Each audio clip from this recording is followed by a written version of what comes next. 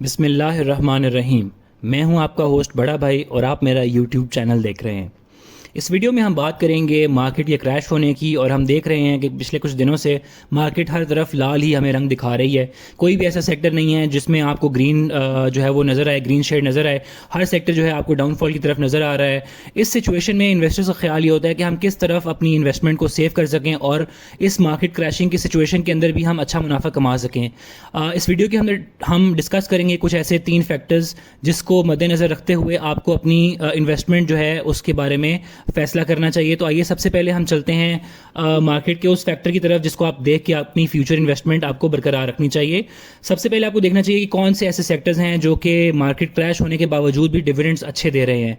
तो जैसा कि हम देखते हैं कि हब पावर है, कैपको है, फैसल बैंक है, कमर्शियल बैंक्स जितने भी हैं वो आपको अच्छी एक डिविडेंड यील्ड जो है वो प्रोवाइड कर रहे हैं। 43% से लेकर 23% तक आपको लिस्ट में नज़र आ रहे होंगे कि ये सारे ऐसे वो स्टॉक्स हैं जो कि मार्केट की क्रैशिंग सिचुएशन के अंदर भी अपनी डिविडेंड यील्ड्स बरकरार रखे हुए हैं।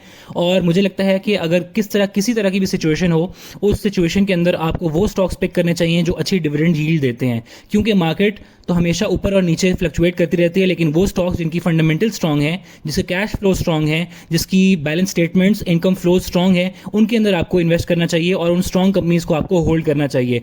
तो आपको मैं ये लिंक जो है उसमें डिस्क्रिप्शन में भी ज़रूर शेयर कर दूंगा, आपको इसको देखना चाहिए और इसमें से देखें जिसमें आपको नज़र आता है कि जिसकी अच्छी डिविडेंड यील्ड है और आपको रेट भी उसका अच्छा नज़र आता है, ज़रूर उसमें इन्वेस्ट करें। अगर उस स्टॉक का आप एनालिसिस चाहते हैं हमें कमेंट्स में मेंशन करें, इंशाल्लाह हम कोशिश करेंगे उस स्टॉक का आपको एनालिसिस करके बताएं ताकि आपकी इन्वेस्टमेंट में आसानी हो। उसके बाद दूसरा फैक्टर ये है कि आपको देखना चाहिए कि कौन से ऐसे म्यूचुअल फंड्स हैं, कौन से ऐसे स्टॉक्स हैं जिनमें तमाम म्यूचुअल फंड्स भी इन्वेस्ट कर रहे हैं। वो स्टॉक्स होते हैं जो कि फंडामेंटली बहुत स्ट्रांग होते हैं।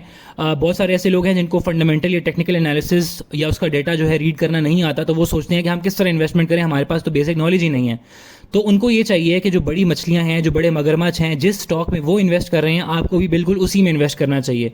तो आप देखें, ये भी मैं आपको जो है वो लिंक ज़रूर वीडियो के डिस्क्रिप्शन में शेयर कर दूंगा। तो आप देखते हैं कि OGDC है, PPL है, हबको है और माड़ी पेट्रोलियम है। इसी तरह सिमिलरली ये सारी कंपनीज और उनके आगे लिखा हुआ है कि कितने म्यूचुअल फंड्स उसमें इन्वेस्टेड हैं।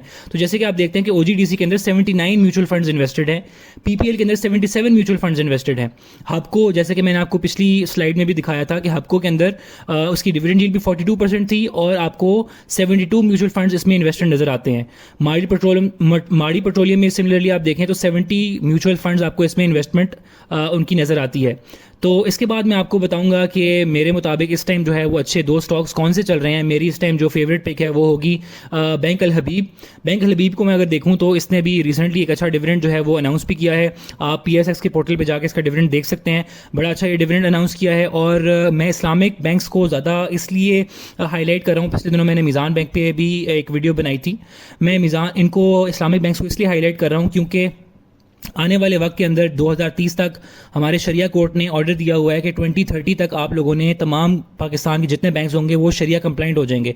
तो जो ऑलरेडी शरिया कंप्लाइंट हैं उनको एक हेड स्टार्ट मिला, उनको एक बूस्ट मिला, वहाँ से उनके अंदर जो है वो इनफ्लो ज़्यादा आ सकता है। तो इस टाइम आप देख सकते हैं कि ये अपनी जो है बेस की तरफ, सपोर्ट की तरफ चल रहा है और तकरीबन आपको 80 के फिगर के अराउंड इसको बाय करना चाहिए और इसको फिर होल्ड करना चाहिए ताकि आप इसके अंदर वैल्यू इन्वेस्टमेंट और डिविडेंड इन्वेस्टिंग कर सकें।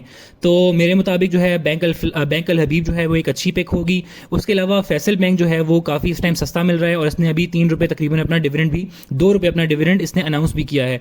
तो ये आप देखें कि एक चैनल के अंदर मूव कर रहा है और चैनल के भी बिल्कुल बेस के ऊपर ये अपना इसने टच किया है। इसके बाद इसने चैनल का टॉप इसने जो है वो टच करना है। तो मैं समझता हूँ कि बड़ा एक राइट पॉइंट है, यहाँ पर आप इसको बाय कर सकते हैं और ये जो है अपना चैनल का जब टॉप जाएगा तब तक आप इसको डिविडेंड इन्वेस्टमेंट के लिए भी जो है वो होल्ड कर सकते हैं। और अगर आप उसको डिविडेंड इन्वेस्टिंग के लिए नहीं होल्ड करना चाहते तो आप तकरीबन 31 रुपये पे अगर आप लेते हैं और 37 रुपये बेचते हैं, तकरीबन 6 रुपये पर शेयर आपको अच्छा मुनाफा मिलने को देखने को मिल सकता है। और अगर आप देखते हैं कि ये जो ट्रेंड लाइन है इसको तोड़ देता है और एक कंप्लीट कैंडल इसके नीचे बन जाती है, तो आपको इंतज़ार करना चाहिए इसके यहाँ पर इस बेस के ऊपर टच करने का, इस सपोर्ट को टच करने का, फिर आपको यहाँ पे बाइंग करनी चाहिए। लेकिन मुझे उम्मीद है कि ये फंडामेंटली बड़ा स्ट्रॉन्ग शेयर है और इसने डिविडेंड भी अच्छा पिछले क्वार्टर में भी दिया, इस क्वार्टर में भी 2 रुपये डिविडेंड अनाउंस किया। मुझे उम्मीद है कि अच्छा परफॉर्म करेगा और आने वाले टाइम के अंदर इसने अपना चैनल का टॉप भी लगाना है। इसके अलावा अगर आप किसी स्टॉक का एनालिसिस चाहते हैं तो ज़रूर हमें कमेंट्स में मेंशन करें, इंशाल्लाह हम कोशिश करेंगे कि उसको अपनी वीडियोस में इनकॉर्पोरेट करें। आपका दोस्त, आपका होस्ट बड़ा भाई।